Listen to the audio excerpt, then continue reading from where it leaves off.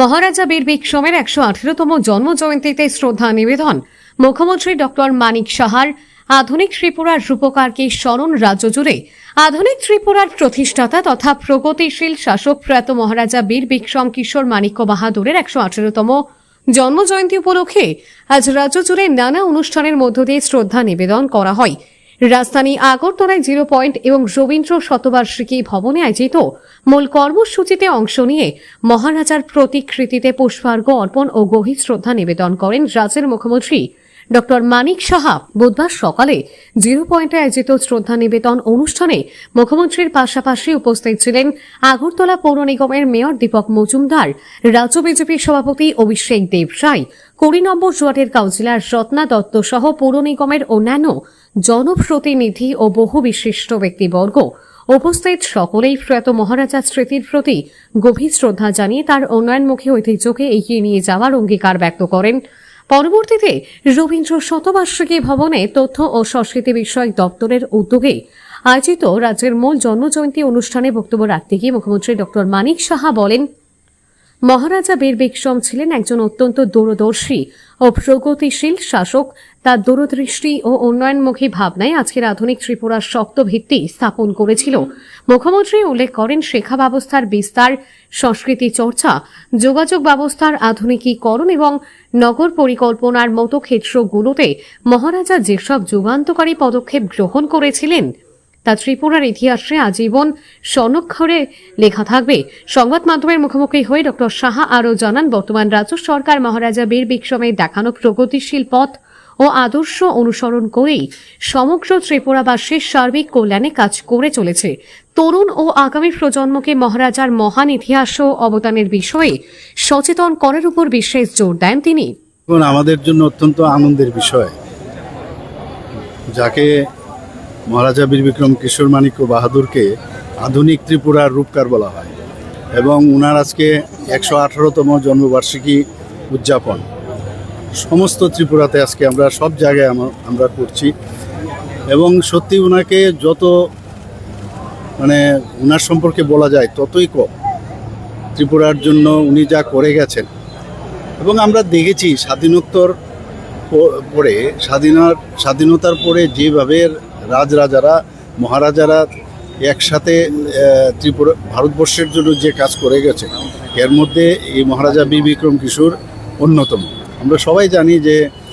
আগের সরকার মহারাজা বীর বিক্রম কিশোর মাণিক্য বাহাদুর বা যারা রাজন্যবর্গের যারা কাজ করে গেছেন ত্রিপুরার জন্য, তাদের সম্পর্কে একেবারেই ওয়াকিবহল ছিল এবং ওয়াকিবহল ছিল না। আর কোনো কথা আমি বলতে গেলে ওনাদের সম্পর্কে, ওনাদের ইতিহাস সম্পর্কে কাউকে জানতেও দেওয়া হয়নি। কিন্তু আপনারা দেখেছেন 2018-র পর থেকে আমাদের সরকার, ভারতীয় জনতা পার্টির নেতৃত্বাধীন সরকার আসার পর আমরা মহারাজাদের সম্মান দেওয়ার চেষ্টা করেছি এবং আপনারা জানেন যে আজকে দ্বিতীয় বিশ্বযুদ্ধের শেষ পর্যায়ে এখানে যে মহারাজার নামে যে সিঙ্গার বিলে যে প্রথম ত্রিপুরার তরফ থেকে উনার নামে যে মহারাজা বীর বিক্রম বিমানবন্দর নাম করেছে। এখানে আজকে আমরা যেখানে এসেছি, আমি একদম যখন ছোট আমরা দেখতাম যে এখানে একটা আইল্যান্ড ছিল কামানচুঙের পাশে, যেটা কামানচুঙিটা পাশেই আছে, কিন্তু এই আইল্যান্ডের নাম গোত্রহীন এবং সেই জায়গায়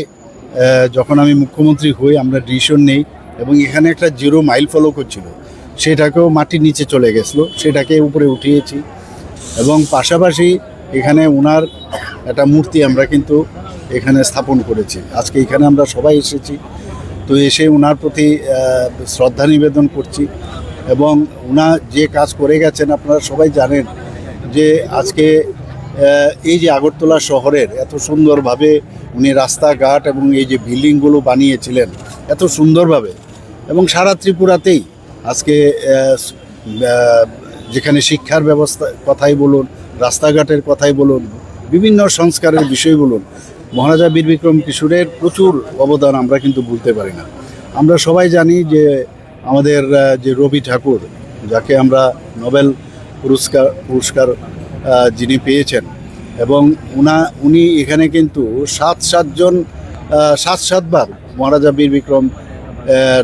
মানে যখন এসছেন তার আগের থেকেও মহারাজা বীর বিক্রমের জন্মের আগেও যারা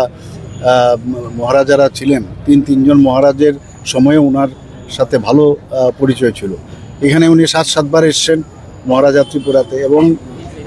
এই মহারাজার আহ্বানে, এবং এখানে এসে উনি আমরা সবাই জানি যে রবি ঠাকুরের সাথে মহারাজা বীর বিক্রম কিশোরের একটা বিশেষ সম্পর্ক ছিল এবং ভারতরত্ন হিসাবে কিন্তু ওনাকে ভারত ভাস্কর হিসাবে ওনাকে সম্মান করা হয়েছিল। তো আমরা সবাই জানি এবং আজকে এর জন্য আমরা সবাই একত্রিত হয়েছে এবং ওনাকে আমার ব্যক্তিগত তরফ থেকে এবং আমার সরকারের তরফ থেকে এবং সবার তরফ থেকে আমি ত্রিপুরাবাসীর তরফ থেকে ওনাকে আজকে শ্রদ্ধা নিবেদন করে আমি বলবো যে উনি যেসব কাজ করে গেছেন এই সম্পর্কে নেক্সট জেনারেশন সবাই যেন জানে এবং ওনার সম্পর্কে পড়ুক এবং আগামী দিনে ওনার যে চিন্তাধারা সেটা যেন আমরা সরকারও যেভাবে কাজ করছি ওনার এই চিন্তাভাবনা কিন্তু আমরা আজকে কাজগুলো করে যাচ্ছি।